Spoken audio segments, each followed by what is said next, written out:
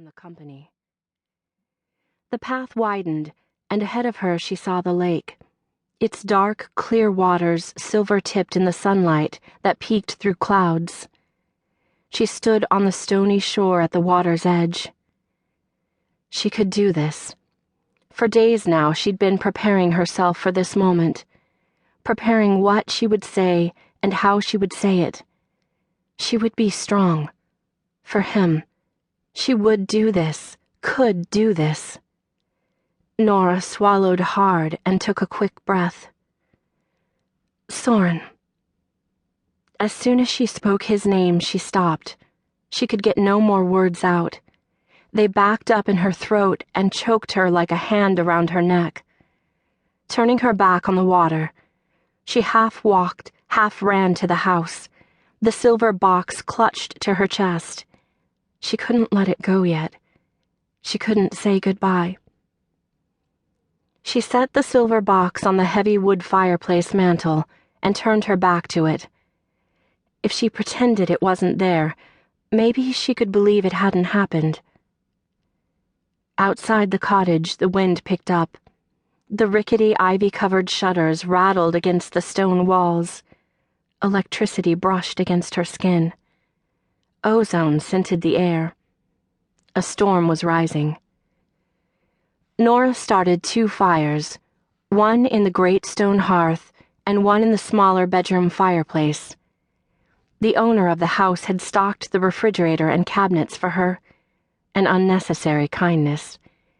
She hadn't had much of an appetite for 2 weeks now, but she'd make herself eat if only to stave off the headaches hunger inflicted on her.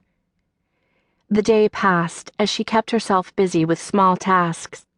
The cottage was clean, but it gave her a sense of purpose to wash all the dishes in a large copper kettle and to sweep the hardwood floor with a witch's broom she found in the pantry.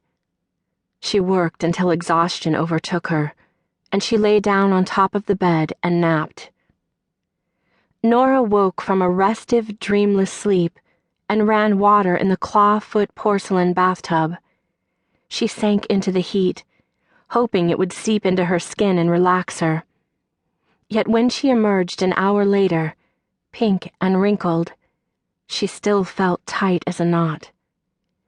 She dressed in a long white spaghetti-strap nightgown. The hemline tickled her ankles as she walked and brushed the tops of her bare feet. To distract herself, she stood in the front of the mirror, twisting and pinning her hair this way and that, taming the black waves into a low knot with loose tendrils that flowed over her neck and framed her face.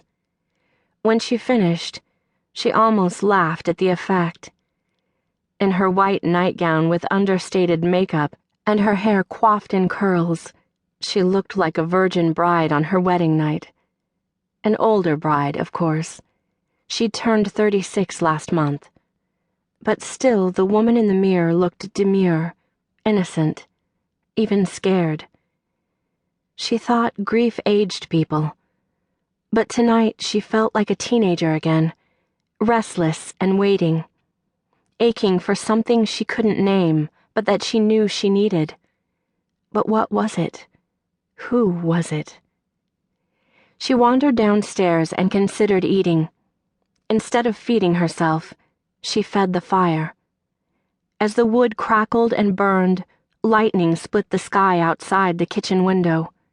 Thunder rumbled close behind. Nora stood at the window and watched the night rip itself open.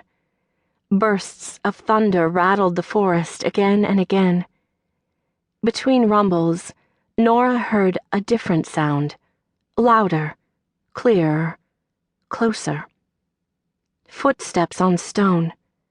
A knock on the door. Then silence. Nora froze. No one should be out here. No one but her. The owner had promised her privacy. This cottage was the lone house for miles, he'd said.